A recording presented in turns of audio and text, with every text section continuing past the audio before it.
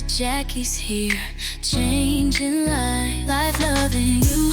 Yeah, that's the groove, life loving you. Feel the truth, move, life loving you. It's all we do, come on through, it's just for you. Welcome back to Life Lovin' You with Dr. Jacquie, America's marriage and relationship coach. In this powerful episode, we're diving deep into what makes relationships thrive, not just survive. Originally aired with Montel Williams, this remix brings clarity, wisdom, and soul from Dr. Jacquie's signature perspective. Whether you're in love, looking for it, or learning how to keep it, this episode lays the foundation for emotional health, romantic resilience, and truth-telling love. Let's get into it. Hey guys, Montel here, and welcome to this edition of Free Thinking with Montel. My guest today has engineered a host of tools to cultivate the skills for healthy relationships and marriage, and is referred to as America's marriage coach. She's an educator, an author, advocate, and counselor who holds a Bachelor of Science in Psychology, a Master's and Doctorate in Education, with emphasis on conflict resolution and curriculum development.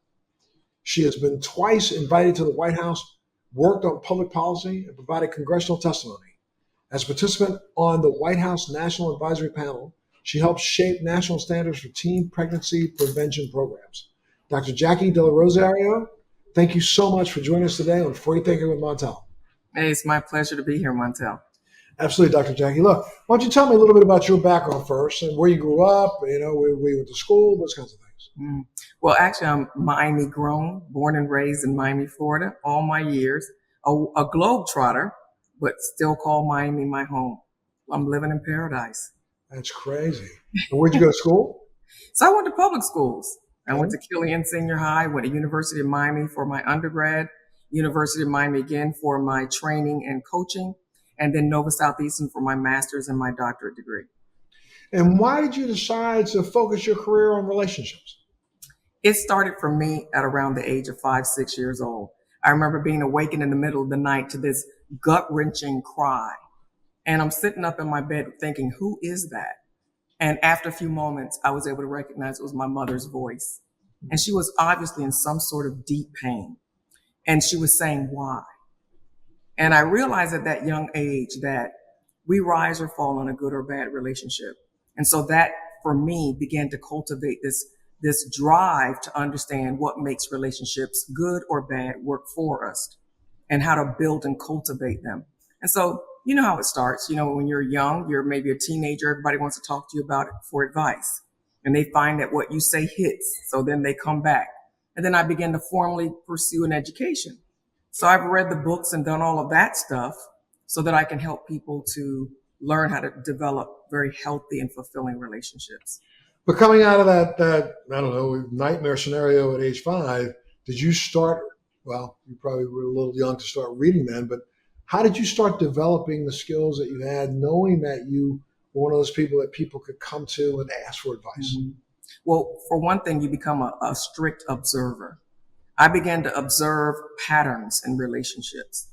I think that that's really the definition of wisdom. So many definitions that people give, but to me, when you recognize patterns, you know what to anticipate. When this and that happens, then this is what follows. And so I began to observe. I began to study people. I began to study interpersonal skills, interpersonal relationships between individuals. And I just found that that was my jumping off point. And this is like ages 12, 13, 14, 15. Did you try to set some of your friends like start to turn against you? Like, girl, stop criticizing me. No. Actually, they started running to me because they found that whatever I said worked. And so, you know how it is. You start hearing the same thing. You know, you're good at this. You're good at that. And that's kind of what helps to form our ideas of who we are and what we're going to do in the future. So when you went through undergrad, did you go through undergrad knowing that your focus was going to end up being on trying to analyze and study relationships? That never changed. So for me, I wanted to become a psychiatrist. So I was actually pre-med at UM and I just wanted to figure it out. And I got to do an internship and I realized that most psychiatrists don't agree necessarily on diagnoses. And it's a lot of work. And so still became a doctor through a PhD format, but learned of my own ways of understanding how to help people now. Not how does it make you feel, let's go back 15 years, but What can we do now? So I think that I'm a pragmatist. I think that my tools are very realistic and impactful. So I can get someone from here to there in a very short period of time. You know, with 100% complete disclosure, I've been working with psychiatrist Dr. Frank Burke now for about 12 years on an initiative that is called RTM, Reconsolidation of Traumatic Memories. I don't know if you've heard of it. It is literally selected and been chosen by the ISTSS as one of the only cures, I say use that loosely, for PTSD that exists right now on the planet. It's been deployed right now in the Ukraine. We're looking to deploy it hopefully in Israel as soon as there's a break in the hostilities, because it is proven to be 95 to 96% efficacious in remitting all symptoms of PTSD in 5 to 10 hours, no medication. And, you know, I found working with Dr. Burke and, you know, working within the psychological or psychiatric community around the world, from our government to our military to, our first responders, that I had a really, really, really bright doctor who's one of the nation's leading neurologists tell me about 12 years ago, Montel, you know that anything that's transformative in medicine, especially psychiatry, is only met with the most vehement and adamant resistance by those who are in the community.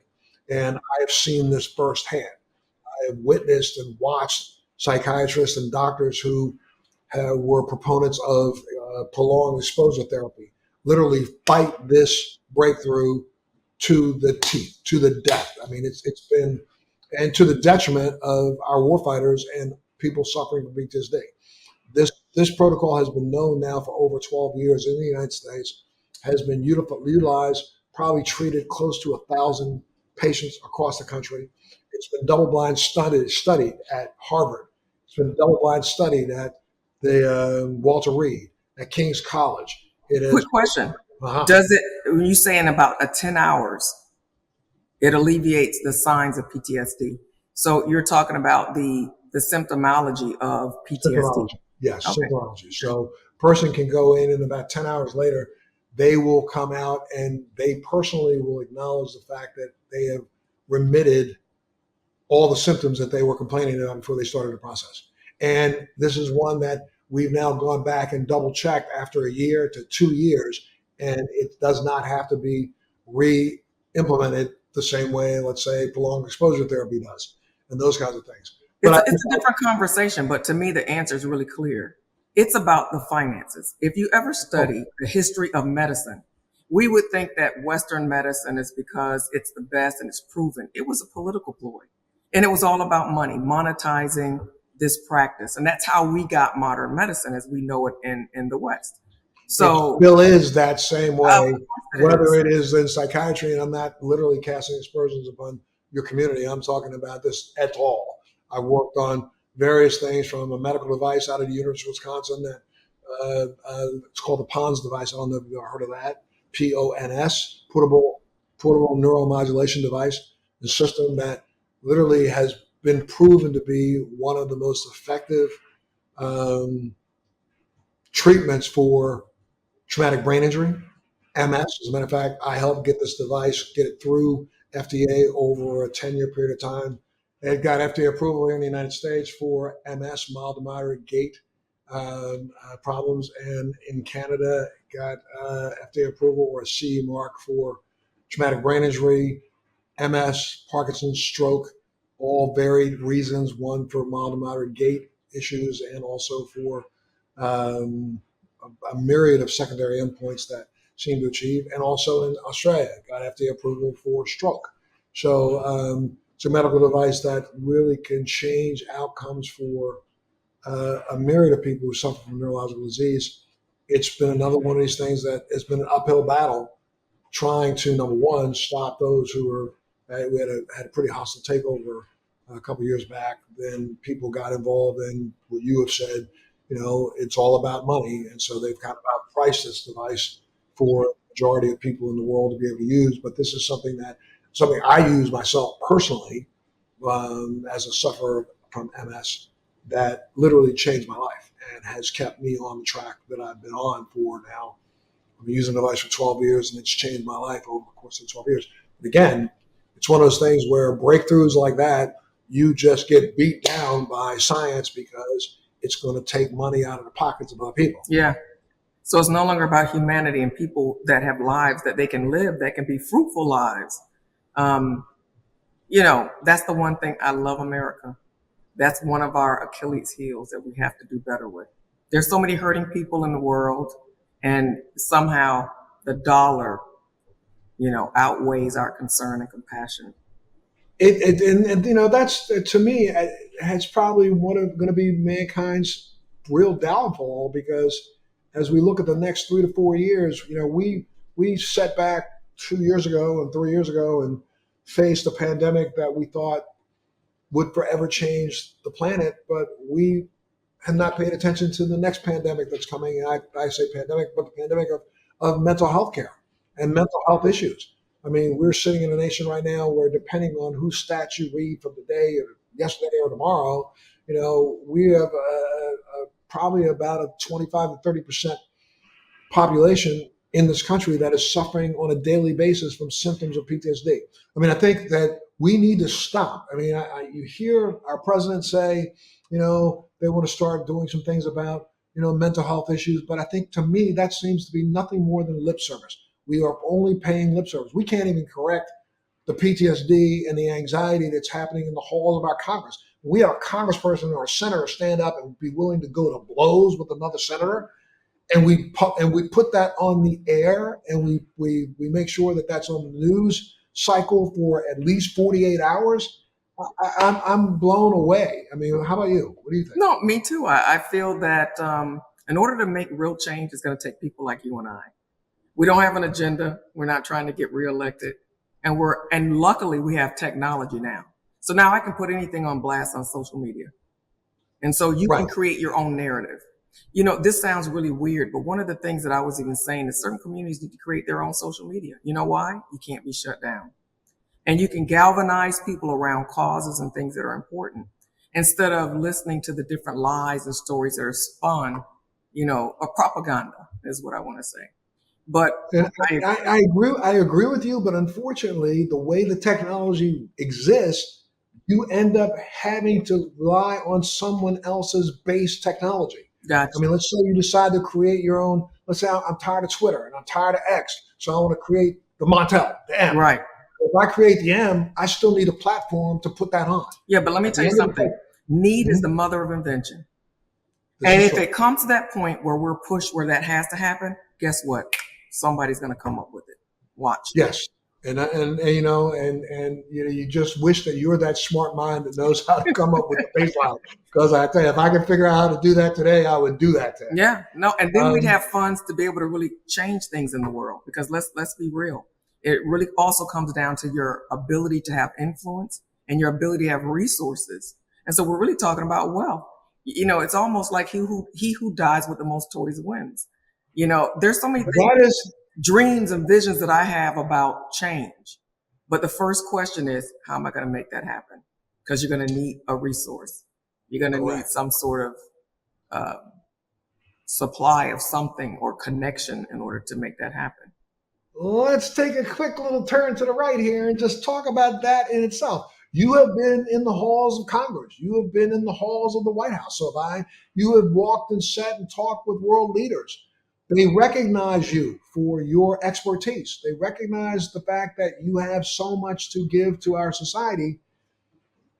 Yet, see, from my perspective, I say, damn it, why has not somebody stepped up and helped Dr. Jacquie create, a portal that people can go to just to better their health? Why hasn't somebody stepped in and said, I'm willing to roll the dice, boom, right now on Dr. Jacquie, because I know how many people she can help. But sometimes it's the degrees of separation. You're separated from the very people that have the power to do that for you, right? They don't know about you. So, you have to become that blip on the radar.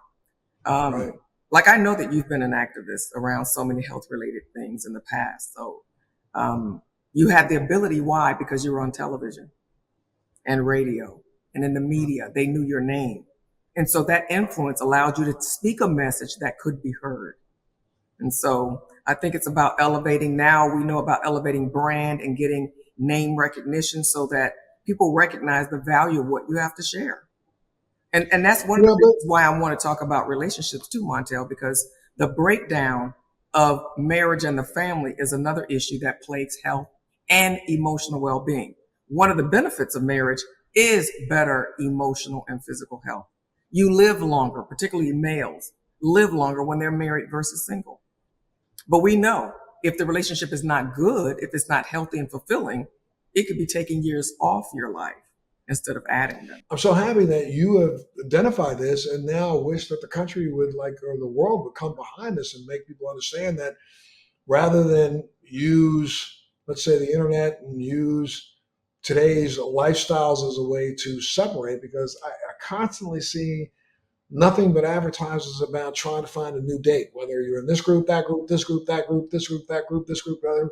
It's almost as if we're so busy looking for the next relationship rather than focusing on, I used to have this old saying, the grass is always greener on the other side. That's not true. Water your own damn grass. That's what I say. Grass, there right? you go. It creates this comparative syndrome. But I'm going to go a little bit further. I want to say this. I think that we look to media to define what relationships are. If your concept of a relationship is wrong, your outcome or is going to be wrong also. You cannot get out of a relationship some of the things you want out of it because it just doesn't work like that. So what we see on television is that, you have these little cute arguments. I love King of Queens. You watch that. She gets upset about something. It's like they laugh it through. That doesn't go down like that in most homes. You know that, right? So we have this idea of how romantic relationships are and marriages are. Are they romantic? Yeah, sometimes. But most men are not romantic. Most women might not even be romantic in those terms. Nothing looks made up, poised with perfect lighting in real life. Relationships are messy and they're not always romantic. They're more mundane than probably anything, right? So if we look at relationships, even from the vantage point of history, they've never been about love and romance. They've been about economic stability. They've been about partnership and furthering a legacy. But the industrial age marked the time where we began to romanticize relationships, when we became mobile and got outside the prying eyes of our chaperones and stuff like that. It began to be about romance. And at the same time, we see talking television and we see the Beavers and all these make-believe families. So we have been programmed to believe that this is the life that we're supposed to be building out. And if ours doesn't look like that, it's wrong. We have all of these wrong notions about relationships and marriage. Somebody's supposed to make you happy. You better come with your own happiness. Somebody's supposed to complete you. You better come whole so that two wholes can make a new object together. Just so many different things. Like, it is mundane. I love Michelle Obama when she started to talk about how many years she was married and was unhappy. The average amount of months that someone is unhappy before they file for divorce or separate is about 5 to 6 months. They're out of there. I've been married 34 years in January. Have I been unhappy some of the time? Absolutely. I would have almost divorced over one cyclic argument that we had about how to raise the kids. Almost took us out. Luckily, I realized, you know what? I have one more year. My last son goes off to college. If I can just hold on to that, the genesis, the nexus of the problem should be resolved. And so I waited. Right. I remember some years ago, Montel, they said that kids are better off if you divorce, if you're in an unhappy marriage. I was in Texas about 15 years ago, and I read an article where they said they realized that research was faulty and that that's not true. I would agree with you 100%. I unfortunately, I've been married for 43 years, 3 times. So, yeah. I've lived twice. Though my last marriage I've been in now 17 years, so it's outlasted them all. Yes. And for a reason, because, I think all the things that you had said, instead of trying to find someone to complete me, I found someone that, I think we both accentuated each other. Rather than complete each other, we both came together and we've realized that, from day one, that this was something that we were willing to work at to maintain. I've changed I never, I used to be one of those believers that, old dogs can't learn new tricks or you can't be, and, and I don't mean changed in the sense of fundamentally who you are, but there are things and ways that you have been programmed to respond to certain things that once you realize that that response was nothing more than, a treat that you would give to a dog, or that response was precipitated by the fact that this is how I've been trained to respond, rather than actually stop, look at the issue at hand, and figure out how you're going to respond to that one. That's what's been the biggest difference in this relationship that I've had right now for 17 years, and I think it will be the reason why this relationship will last till my last breath. Yes. Because we both are committed to Doing the work. doing the work, and there's work, and not a day goes by that there is not work. Mhm. And anybody who looks at it that way that says, "Oh no, there's some days where everything was just so perfect," those days weren't that perfect. They may have been days when you were by yourself, but they weren't necessarily days that your relationship was as perfect as you think it was. That's what you fantasize about. And I'd like to echo what you were just saying about the way we're being programmed. I and my wife are deep streamers. I don't know how you call it. We literally love to just stream everything that's out there. And I'm fascinated by media anyway, so I look at a lot of the program we look at from a director's eye. So I may be sitting here watching the same show that she's watching. She's paying attention to the plot line. I'm paying attention to the camera angles. I'm trying to see how many angles it took for that 3 second scene, and it's going on in the back of my brain while I'm watching this.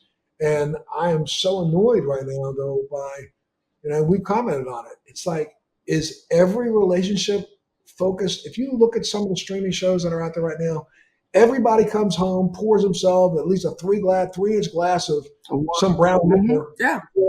before they have a conversation. I don't know people walking around at 9 o'clock in the morning. Maybe they are out there, but I don't know that many of them that have belted down 2 or 3 hits of scotch before noon. But this is what you see now. The other thing that you see on all these shown on television with all the relationships is sex. Immediate, hot, passionate, ongoing sex. If a guy has more than one bullet in his chamber, you're lucky. Right. But so now what do people want? They want to know about sex first. So it's not about even getting to know anyone. It's about, can he or she check all of these boxes? And I just think it's unfortunate. And you can't get a fulfilling, enduring relationship or marriage out of that. You know how you need the flour, the eggs, the vanilla to make that cake? That's fact. Yeah. Those are not the ingredients. Right.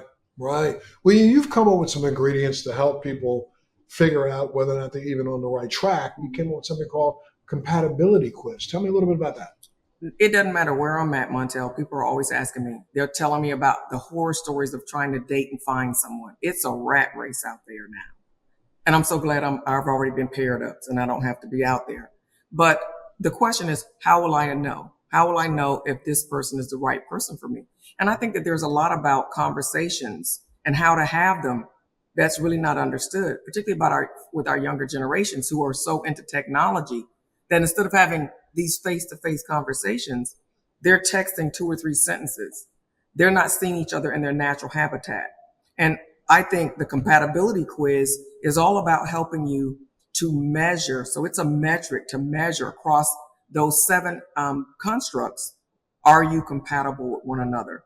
So in my practice, I discovered that there's 7 different constructs or 7 pillars upon which to build a healthy relationship. Have you already written this and delivered this in a book? Oh yeah. Okay, what's the book? So I can Marriage Blueprint. Marriage Blueprint? On Amazon. And I want people to go out and buy it. Can you just give us the highlights of it so that they'll want to go out and get a copy of that book? I guess the long and skinny of it is that my husband and I talked indefinitely about every sort of hypothetical thing. I feel that a lot of people are getting married and don't understand their partner's position on too many essential aspects of marriage. Like, do you believe marriage is forever? What are you willing to do if our marriage is in trouble? How many children you want? How are we going to raise our children? So those 7 constructs are your marital beliefs. That is about how you envision yourself in that marriage, playing what sort of role, doing what sorts of things, how you envision your partner and what you envision them doing or not doing. Number two, marital beliefs. Your marital beliefs, morals and values is the second one. And that's your core self. People talk about, am I compatible? What needs to be compatible and not opposite is your core self. That's what you value and what you believe, your morals. If I can stop you there for just a second, that's the one that I think more people should work on before they even work on number one. They should work on that, understanding who they are before they enter a relationship. I agree. I think we spend so little time trying to figure out who we are, trying to put those, beliefs on someone else and picking them as a partner, thinking that they agree with me, but I don't even know what I agree with. Exactly. And so what I did is I kind of took the template from my life, what worked for me and my husband. I can tell you that 90% of the things that we talked about have already come to pass. There was only one thing that we had difficulty working out. I asked him, if I don't want to take birth control and we don't want to have any more children, would you get a vasectomy? And that was the only thing he said, look, nobody's cutting anything anywhere on me. And so if that's the stopping block, then we have a problem. And so I had to, acquiesce to that. But we've worked through almost all things because it's like our preamble. I already know what to expect. So when this happens, when an in-law does this and oversteps, we already know what to do because we already discussed it and agreed on what is to be our actionable steps, right? So like I said, about 80-90% of what we discussed has already happened. And so we just stuck to the script.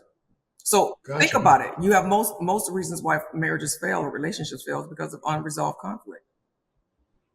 Right. Give me number three. So number three would be family, finances. The next one would be sex and intimacy, solving disagreements, and religion. So I think I covered all 7 of them. And those are all important pillars. So if you align on all of them, it doesn't mean that you come to the table aligned. It means that you figure out where you're misaligned and you build out your workaround. And you understand that the other person has a right to have a different opinion on any one of those 7, correct? That's why you got to work it out. And you do it beforehand so that you already know what your non-negotiables are and what you can and what you cannot deal with, right? So there are some non-negotiables that people need to know that they have. What are they? And a non-negotiable is a non-starter. That means that at the onset of the relationship, if this is going to be a part of the equation, it's a no for me, Bob, and you need to know that. But as you shared, many people don't know what they even want. And so what I love about the questions and the different chapters of the book is that it helps you to figure that out also for yourself. One more time, throw out the name of the book and where we can get Blueprint for Marriage. Amazon. Blueprint for Marriage. On Amazon. So I want all you guys out there, she's just giving you the highlights, some of the highlights, go out and pick up a copy of the book because I think, right now it's so important. I think we as a nation need to refocus on those basic relationships to ensure the longevity of this nation. I agree. I think, we can talk about all the political divide that we want, but, that's the reason why, most recent, the holidays that just passed, Thanksgiving. How many people sat down at a Thanksgiving dinner and just had one relative and one, family member out on the porch smoking a cigarette, angry, mad, and they're kicking the walls because of a conversation that happened over dinner when it didn't even have to happen that way. You're right. Absolutely right. And I think there's some history around that, isn't it? That the collapse of a nation or an empire begins with the breakdown of the family. Absolutely. And now that's the way you just said that is very interesting because there are people in our society who will define that differently. The breakdown of relationships they think means anything from interracial relationships to, allowing same-sex couples. That's not what we're talking about. No, that's not. Definitely not what we're talking about. I think it doesn't matter whether you have a nuclear family or what type of family that you have. You have to have the 2 components, though, where you have people that are committed to one another, that are able to raise and produce productive citizens in society, people that are whole and healthy and able to, to grab their potential and to fulfill it. Absolutely. I want to go back to something you said a little earlier about the fact that, for such a long time, there were so many people leading the charge that if in fact there was difficulty in the marriage, it would be better if you just divorce and let the kids grow up that way rather than stay together. Expand upon that a little bit. Well, I think that the exact term was if you're unhappy in your marriage. So we're not talking about, just to qualify, we're not talking about abusive relationships where someone's being battered or physically or emotionally abused. We're just talking about a relationship where you guys aren't getting along well. There's conflict. You're unhappy. And like you said, you're looking at your escape route because you think that there might be something better out there for you. In those relationships, what we do know is that children that are a product of divorce usually are not, they don't do as well in school. They're not as happy, and they tend to also become products of divorce. Now, we know that some cultures cultivate, even though parents are not together, that they co-parent very well. So your co-parenting is going to be very important to how well your child transitions through divorce. But what I'm saying about it is that now the research shows that that's really not true. It's life, right? Most of what we're complaining about is not like something weird happened to you or me. It's just life. And so how do our kids learn how to deal with life? They watch you doing it. So they're going to learn how to get through the conflict in their marriage by the way that they see you do it. Now, my parents were married almost 40 years, I remember. They divorced late in life. And I think they went through the hurricane. They went through some really severe crises, but, and they made it. Thank God I was already an adult. But at 30 something years old, when my parents divorced, I have to tell you, it affected me more than the death of my sister. Wow. It was very, very, very emotional. I felt as if my father was also divorcing me. He was divorcing the other children, my other siblings. It was catastrophic. So reading it in a book, I felt like, oh, okay, I understand that this impacts negatively young children. But going through it myself, my experiential understanding of it, profound. It is very, very destructive. And I will here, complete disclosure. I've been divorced twice. I have 2 children from 2 different marriages. And I have seen the difficulty that those divorces really caused on my kids. All of my children, I'm knock on wood, blessed that they have now grown and transitioned into adulthood. They all have very meaningful relationships themselves. They are all successful in their own right. But, I know with all of them, they carry a cloud, that every now and then it'll rear its head. And, maybe here, I'll get some advice from you, but, from my perspective, now that we are all well into our adult worlds, I mean, my youngest is 29, about to turn 30. And my oldest is 39, just had my first grandchild. I am at a place right now in my life, especially with this relationship that I'm in right now.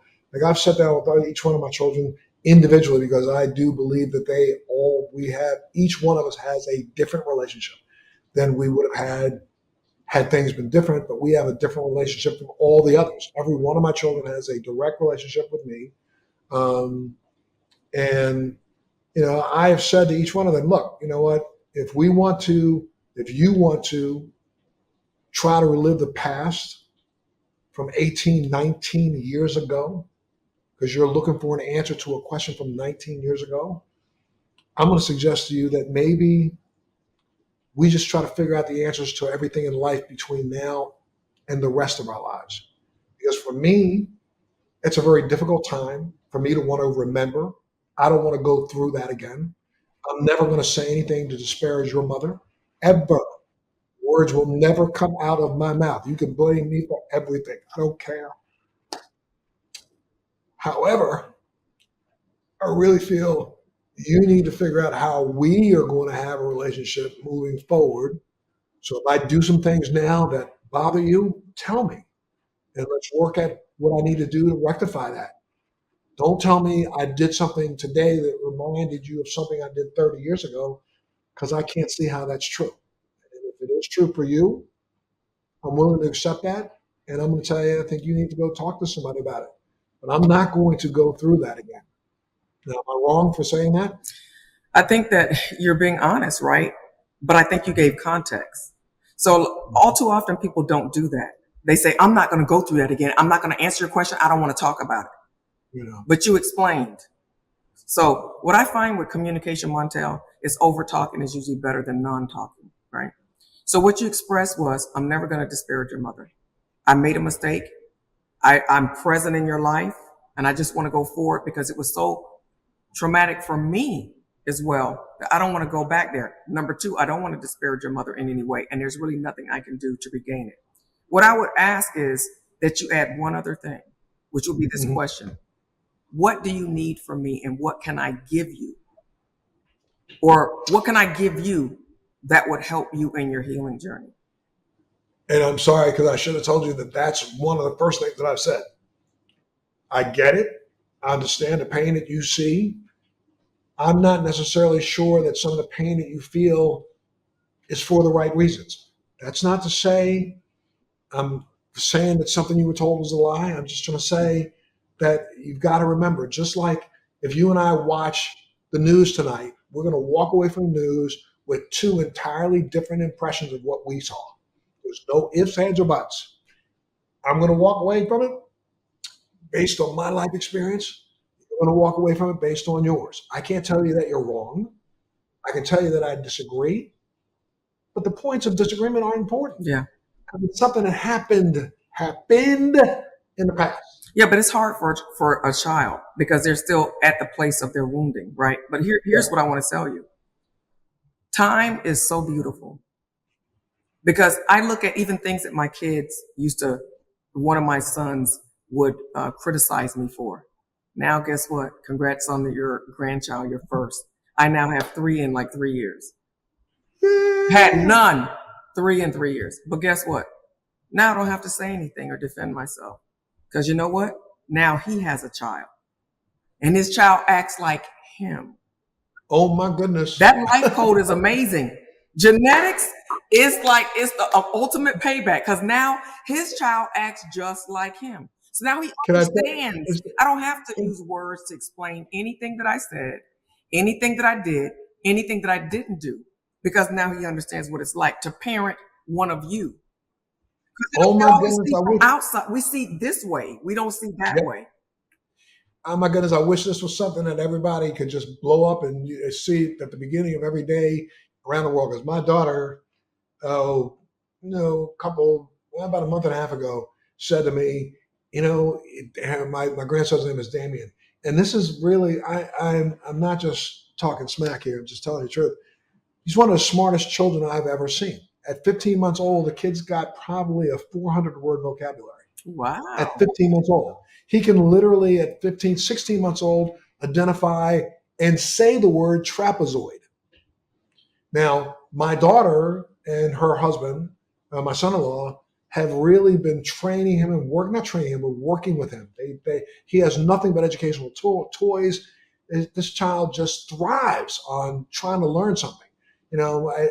He blew me away at like age 12 or 12 months old. He was already walking, but he's walking along, looks up in the sky and says, airplane, and said it clear enough, airplane. Wow. And he walks around looking for airplanes. He loves things in the sky. They took him to an airplane museum. Went nuts. Now he knows what a wing is. He knows what the flap is at 15 months. But he also, I have a daughter who was an adolescent onset epileptic. I'm telling you, I look at the community that tried to treat her and think that that's just as abysmal as it ever has been, and it still is the same way today because they drug children way too early with drugs that were never intended to be used by children of that age. And our child developed some severe issues throughout her adolescence and when she became early 20s. She finally got beyond it herself. Her seizures started to wane, though she still has them on occasion now, but not with any level of frequency that she will complain about. But because of all that, my child is a very anxious young lady. Anxiety is one of the things, and she's frustrated very quickly. And now she has a child who is already at 16 months demonstrating that if he can't learn something, homeboy gets mad. And she looked at me and said the other day, I have to back off him because he's just like me. And I went, Really? And she looked at me and said, okay, never mind. I said, but you understand. That's I ain't saying nothing else. Mhm. But you know what you're about to go through because this little boy is not going to, he just has such a voracious appetite for knowledge. It's ridiculous. And if you try to stop him, he's got, he's loved books since the time he could turn one open. So now books are his thing. If he can open a page and point to a picture and tell you what it is, that's glory for him. And he wants to make sure everybody knows he knows everything about that book. But if he opens up a page and he can't remember what that is, oh my goodness, he won't throw a fit. He just gets mad. He won't change the page. You can go to the next page. He'll want to go back to that page until he remembers it himself. You tell it to him, he gets mad at you. And it's like, Ashley, do you ever remember this behavior yourself? And she will look at me and go, just shut up. So Yeah. anything. Yeah. But you get it. So let's see what you do. Because I think that parents parent the best way that they know how.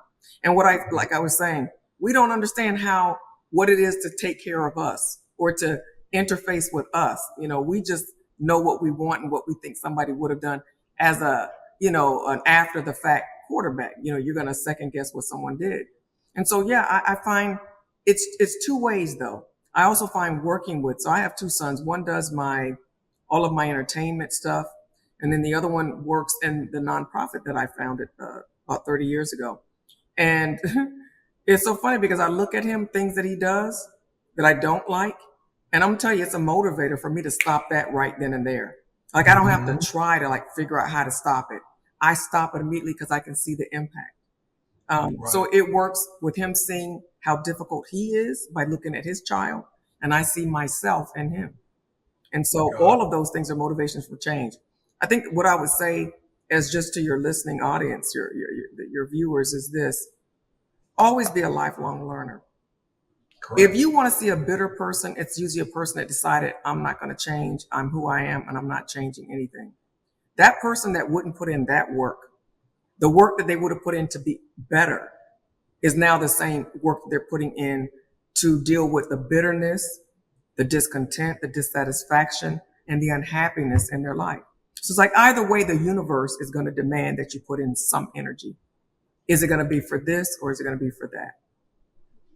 Well, can you talk a little bit about, before we run out of time, can you talk a little bit about some of the most common relationship problems that marriages experience? Well, you mentioned one earlier, which is the greener grass syndrome, our ability to always feel that we want to compare our relationship to someone else's and to think that theirs looks better, sounds better, feels better than ours does. That's a big one. The second one I would say would be communication issues. We all have different communication styles, different love languages, and so forth and so on. And figuring out how to develop a workaround for that so that you're cohesive is going to be a challenge. I'd say another one would be finances, always finances. And now sex. Sex has become a bigger divide than ever because there's so much variety now in terms of sexual exploits and sexual appetites that it's now starting to show up pretty big on the screen as well. And show up with, so how can a family, I mean, again, I think communication is probably the key to everything. Mm-hmm. True communication. How does a couple overcome those kinds of issues? Communication issues. I feel that every couple should see someone. If you have an impasse and you start developing circularity in your arguments, meaning that you argue about the same thing over and over again, different time, different day, but basically that's the crux of it. You need to get a third voice because you need someone that's going to mediate and help you see what the other person is saying and help you to hear what you've missed so that you can find a workaround. Because the longer that you continue to argue about the same thing, resentment begins to build. Discontent begins to build. And so, it begins to create a scar when really you can just knock it out and get back on track. This could be something that, again, I guess the difference in relationships of, let's say, newlyweds or young couples and aging couples is that newlyweds or young couples have an opportunity to build from the beginning a relationship that's focused on conflict resolution rather than conflict delay. Interesting. Say that again. I think that a younger couple has greater opportunity to focus on conflict resolution rather than delaying that. Sometimes in newlywed couples, all the fantasy of a new relationship is there. All those things that are really secondary to relationships are the ones that they, fantasize about all the time. The sex life, this. But then when something comes up that bothers them, well, let's just push that aside because I don't have to talk about that right now. Where that's really where they should focus right there is not putting off what can be done today to tomorrow, but taking care of it today so that it doesn't fester to tomorrow. I look at it a little. I agree with that lens. I feel that newlyweds are more embroiled in trying to become one, forming and norming. Forming and norming, how to make two separate bodies into one cohesive body. So a lot of their energy is in trying to figure out how we're going to live together, how are we going to get along, how are we going to, meld our finances together, and so forth and so on. Whereas an older couple, what I would say is this: younger couples they're building out a life together, right? They have all these plans about this life that they want to live and that they want to create. Whereas older couples have already done that phase. They've been through that phase for the most part. And so now a lot of times their expectations are different. They're looking for something different now. They've already had the career. They might be in it. They've already, maybe started building the family. So maybe what they're looking for is going to be very, very different. It's more around companionship. It's more around having a life partner versus maybe all the feeling and all of the activity and the busyness towards, building out this life. So I think it's really important to look at those differences and understand what they are. Number two, the older couples already settled and became who they basically are going to be for the rest of their lives. Whereas younger couples are just becoming. So like a flower bud that's opening up, they're changing and evolving so rapidly over time that they have to be aware of the fact that they're not going to be the same person. So they're not going to be married to the same person for very long, because as they go out building their individual lives, they're also changing. So a lot of what they came to the marriage expecting or wanting to build out might very well change. And this is why you see people divorcing after if they've made it 10 years, you'll see them divorcing after being married 10, 12 years. It's because now they've evolved so much that they're very different. And it doesn't mean that they don't fit together, that they're no longer compatible. It merely means that they need to renegotiate the terms of their relationship. What is it that they want to start to do now? What is it that they want? What is it that they don't want? And so forth. I'm going to run out of time here quickly, but how do you think social media has been impacting marriages these days? Negatively. And I just can't say it enough. It makes me sad because people are cheating on social media.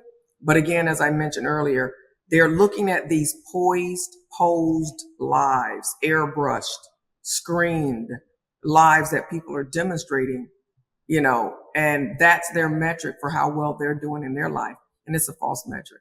So I think it's definitely hurt people's ability to even develop holistic interpersonal skills even. Sure. Well, Dr. Jacquie, I hope that very soon someone decides to fund your paradigm so that, there's another voice out there that people will stop and listen to so that, we can start correcting some of the deficiencies that are going on in our society. Because I think, again, like you said, all the things that we see in this great divide in America these days, I think starts inside those four walls of a home. Yes. And if we can start to heal that, we can start to heal as a nation, but we will never heal as a nation until we start to heal the relationships that we have. I mean, I look at some of our politicians and know, I really would love to be able to find out what's going on when the cameras are off in their home. And I can find out why they have the attitudes they have towards so many things that are so detrimental to our society. But we don't even take the time to even look at and investigate. Now, I'm not talking about looking at the personal life of our politicians, but looking at their personal relationships and looking at what's going on in their life. I bet you will find a reflection of how they decide on bills that affect everyone else. No, I get it. And I totally agree. And I think people are so concerned about, are we still a superpower and how much longer will we be? We're going to be a superpower as long as we begin to cultivate strong citizens, strong people, strong families, strong communities. I agree with you 100%, but I think one of the things that's always been to America's fault has been this idea that at some point in time, we are going to be this great melting pot. We were never, ever going to be a melting pot. this society was never going to be a consomme. We were never going to blend things up and come up with a broth that has little pieces of everything. No, we're always going to be a stew. We're always going to be a stew that has to acknowledge all of its individual component parts go together to make the taste. You did There's it. going to always be a potato. There's Yes. always going to be a carrot. There's Yes. always going to be a green bean. There's always going to be an onion. Let them exist. And guess what? When you rub them all together, take one bite of the stew, that's why your mouth explodes, because you have so many different flavors that excite your senses. When you try to blend them all together and make them a consomme, how many often do you go to a restaurant and say, "Oh, I'll take the consomme soup over the..." No, you go for the soup. And you go for the soup. I've because you never like heard that analogy, but let me tell you, it's pretty good. It hits. Well, thank you. And that's, I'm hoping how America can save itself and starting to recognize that we need to be a stew. Yeah. So, and we also need to acknowledge one more time, give out your book so I can let people know, go pick it up. Dr. Jacqueline Del Rosario, Blueprint for Marriage on Amazon. Dr. Jacquie, I'm telling you, I'm sorry, my mouth ran on some of the other different topics. I had so much more I wanted to talk to you about. I would love to have you back if you have a chance. It would be my pleasure. Love it. Looking forward. Absolutely. Let's kick it up. Let's kick it up another time. My office reach out to you and see if we can get you back. And because there's so much more I think that you have to share with so many out there that can help make people's lives better. Thank you so much for being a part of Free Thinking with Montel today, okay? You got it. Thank you. Hey, Dr. Jacquie here. I'm your how-to lady. How to do life, how to do love, and how to do you, boo. So click, like, and subscribe. Stay tuned for more to come.